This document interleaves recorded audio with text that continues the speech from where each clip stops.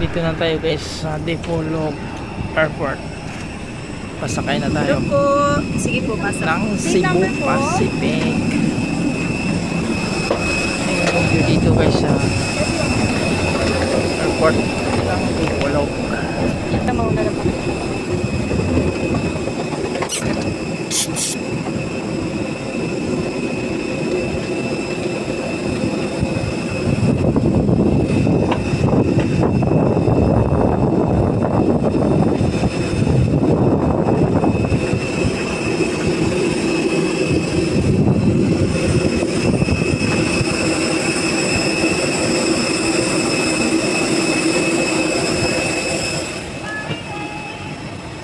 At this moment, please direct your attention to your cabin crew will now demonstrate the safety features of this aircraft.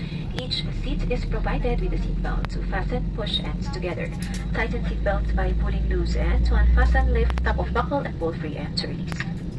In case of a water landing, your life vest is found under your seat. Remove sharp objects from your body. To don't stick the vest over the head. Take tape around the waist and push ends to buckle. Now pull tape to tighten.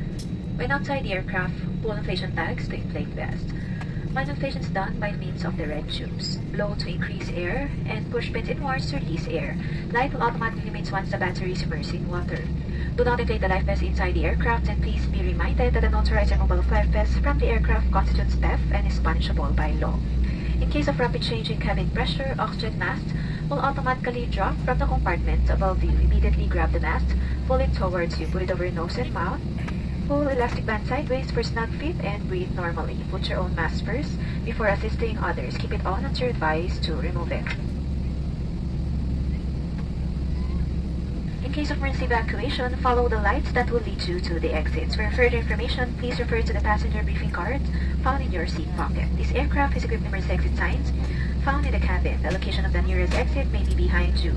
Each cabin door is equipped with a slide ramp. In any eventuality, guests must leave their bags and immediately Come aboard flight 5J704 bound for Manila.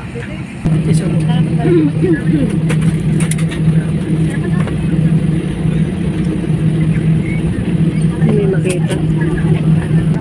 Ready for take off na guys.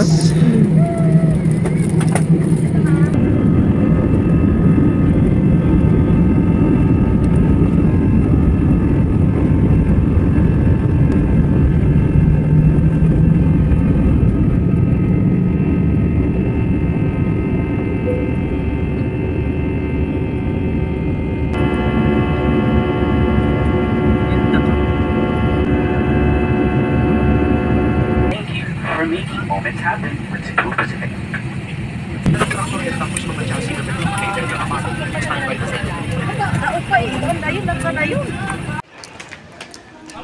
Ayan na guys, dito na tayo sa